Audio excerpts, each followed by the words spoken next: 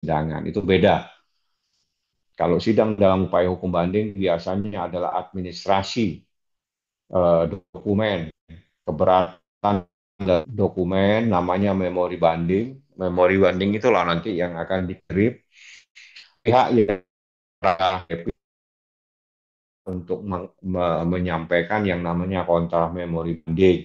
Jadi ada memori banding, ada kontra permohonan, jawaban, replik, duplik bukti dan semuanya itu nanti dibandel jadi satu. Bendel itulah yang akan dikirim ke Pengadilan Tinggi Agama DKI. Pengadilan Tinggi Agama DKI nanti akan membentuk siapa yang akan menjadi majelis hakim dalam perkara tersebut. Setelah itu menjadi kewenangan majelis hakim untuk memutuskan. Itu mekanismenya ya. Bang, tapi boleh lebih jelas Bang alasan Mbak Im mengajukan banding juga gitu. Mbak Im cuma bilang kalau ada pihak pemohon termohon banding, Bang, kita harus menggunakan hak kita untuk banding juga. Artinya Mbak Im menggunakan haknya sebagai individu yang dilindungi oleh undang-undang. Apabila ada upaya hukum, ada persoalan terkait dengan putusan, dia punya hak untuk mengajukan upaya hukum. Jadi upaya hukumnya karena ini putusan tingkat pertama, maka upaya hukumnya adalah banding seperti itu. Bang, kemarin belum lama ini kan Paula kan kayak ke podcast podcast nih Bang, sempat ngomong bahwasannya pengen masalah cerai ini tuh kan baik-baik aja dari awal gitu, ibaratnya nggak up terlalu ramai di media sosial gitu Bang.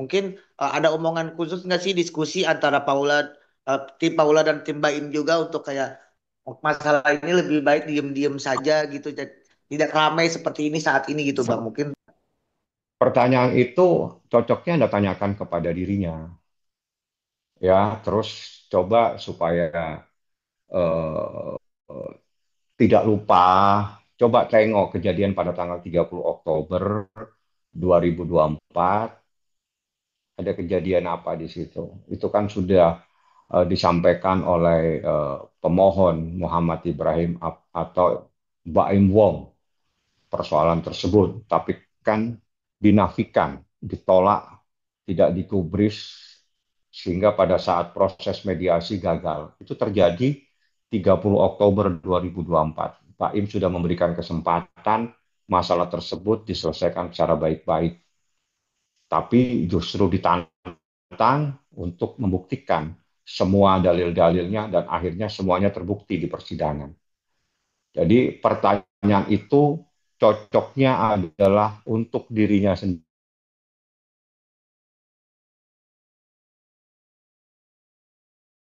dan tidak mau, tapi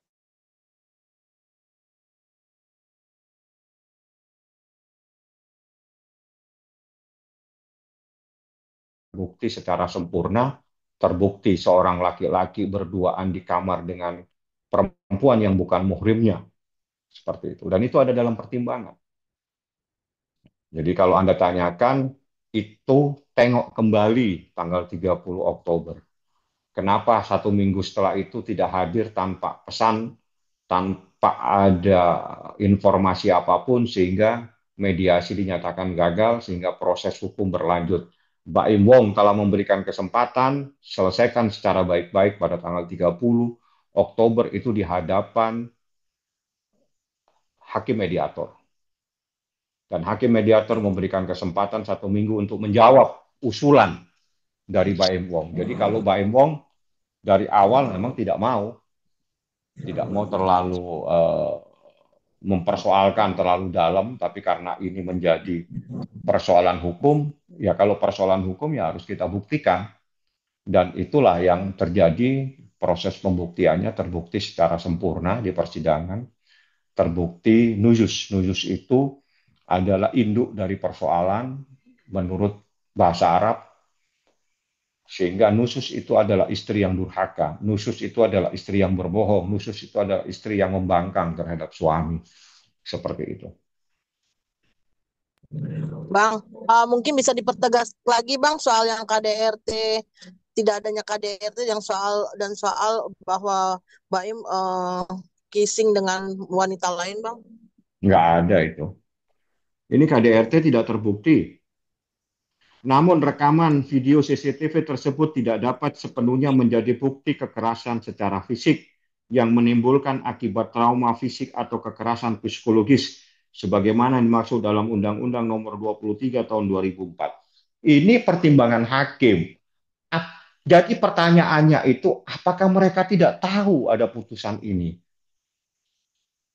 Karena saya yang mempunyai putusan, saya bisa baca dan saya tahu tidak ada tuh tentang KDRT tersebut dinyatakan dalam pertimbangannya tidak terbukti. Seperti itu. Itu tegas ada dalam pertimbangan pada halaman 113. Tapi Jadi kan Bang, kalau memang tidak ada, nggak mungkin pihak mereka berani bicara.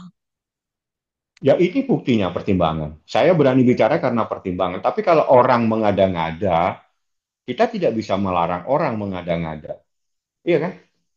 Kalau orang tiba-tiba ingin mengadu kan kita tidak bisa melarang.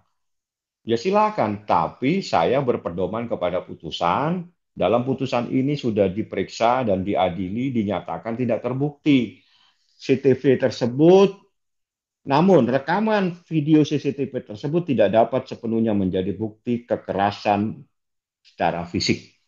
Ini namanya KDRT. Ini pertimbangan hakim.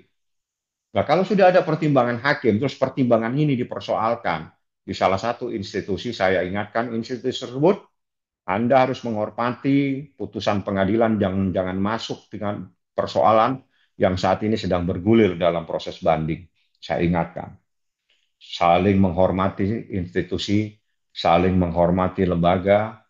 Jadi pada saat ini menjadi kewenangan lembaga dan saat ini diperiksa oleh lembaga terkait dengan persoalan apa yang ada